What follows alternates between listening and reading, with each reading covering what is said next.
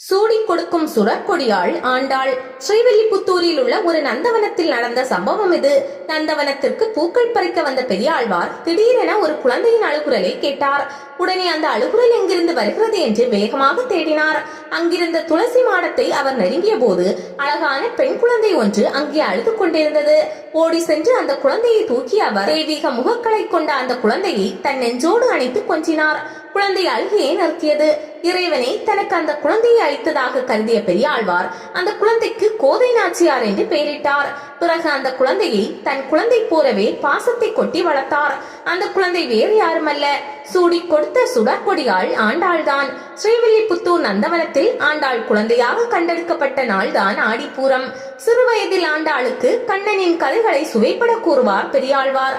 அதை கேட்டு கேட்டு வளர்ந்த ஆண்டாள் எப்போதும் கண்ணனின் நினைவாகவே இருந்தாள். பெருமாளுக்கு தனது தந்தை தினமும் அணிவிக்க தொடுத்து வைத்திருக்கும் மாலையை தந்தைக்கு தெரியாமல் தானே சூடிக்கொண்டு அழகு பார்ப்பாள். அருகே உள்ள கிணற்றை கண்ணாடியாக நினைத்து அதில் தன் அழகை பார்த்து ரசிப்பாள். பின்னர் மாலையை கழற்றி இருந்த இடத்தில் வைத்து விடுவாள்.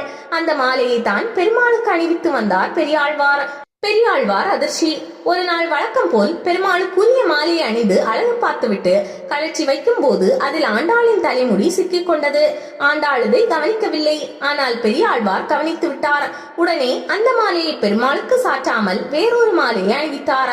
ஆனால் அன்றிரவே பெருமாள் அவரது கனவில் தோன்றி, முடி இருந்த மாலை உனது மகள் ஆண்டாள் சூடிய மாலைதான். அவள் சூடி களைந்த மாலையை அணிவதே எனக்கு விருப்பம்.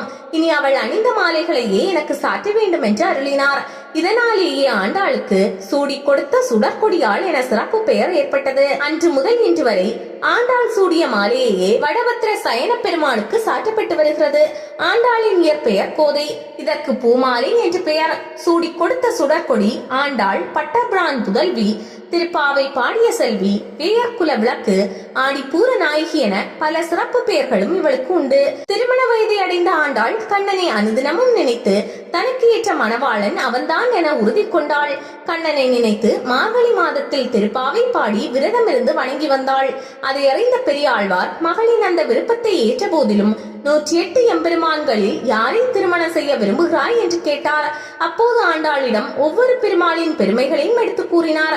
கடைசியில் ஸ்ரீரங்கநாதரின் சிறப்புகள் அவளுக்கு பிடித்திருப்பதாகவும் அவரையே திருமணம் செய்ய விரும்புவதாகவும் கூறினாள் ஆண்டாள். ஆண்டாள் விருப்பப்படி அவளுக்கு திருமணம் செய்து வைக்க அவளை ஸ்ரீரங்கத்திற்கு பல்லக்கில் அழைத்து சென்றார் பெரியாழ்வார். தென்காவிரிக்கு அருகில் சென்ற போது ஆண்டாள் தன்னை இயக்க இருக்கும் ரங்கநாதருக்கு எதிரே பல்லக்கில் சென்று இறங்கினால் கௌரவமாக இருக்காது என கருதினாள். அதனால் அந்த இடத்திலிருந்து நடந்து செல்ல வேண்டும் என்று விரும்பினாள்.